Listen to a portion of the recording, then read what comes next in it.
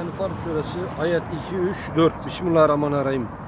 Gerçek müminler ancak o müminlerdir ki Allah anıldığı zaman yürekleri ürperir. Ayetleri okunduğu zaman imanlarını artırır. Ve bunlar yalnızca Rablerine tevekkül ederler.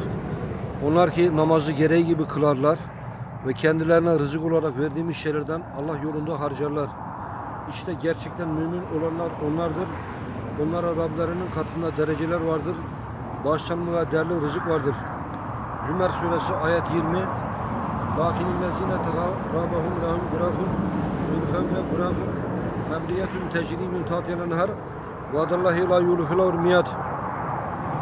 Fakat Rablerinden sakınanlara üst üste yapılmış altlarından ırmaklar akan köşkler vardır. Bu Allah'ın verdiği sözdür. Allah verdiği sözden caymaz.